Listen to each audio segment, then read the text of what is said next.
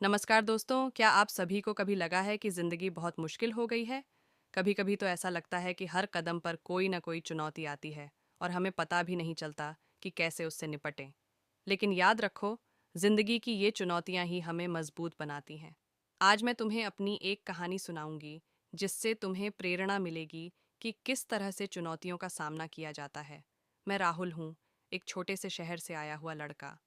मेरे पिताजी एक मजदूर थे और हम बहुत ही गरीब थे, लेकिन मेरे अंदर पढ़ने का बहुत बड़ा शौक था।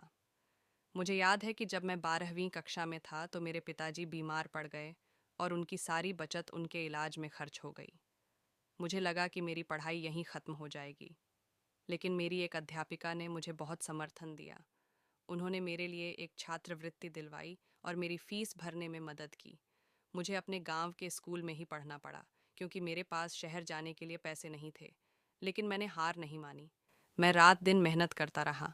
मेरी मेहनत रंग लाई और मुझे इंजीनियरिंग में दाखिला मिल गया। लेकिन फिर मुझे एक और चुनौती का सामना करना पड़ा।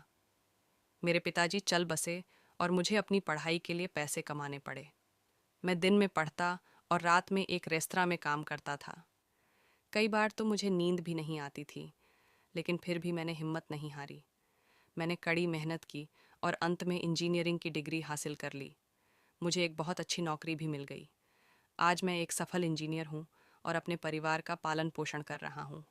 मेरी यह कहानी बताती है कि ज़िंदगी में चाहे कितनी ही चुनौतियाँ क्यों ना आएं, अगर हम मेहनत करें और हिम्मत ना हारें तो हम ज़रूर कामयाब हो सकते हैं। अपनी मंजिल तक पहुँचने के लिए सिर्फ लगन और आत्मविश्वास की ज़रूरत है। इसलिए जब भी आपके सामने कोई मुसीबत आए तो घबराओ मत, साहस से उसका सामना करो। याद रखो, आपके भीतर पर्याप्त ताकत है चुनौतियों पर विजय पाने की। आशा करती हूँ कि मेरी यह कहानी आपको प्रेरित करेगी। जय हिंद।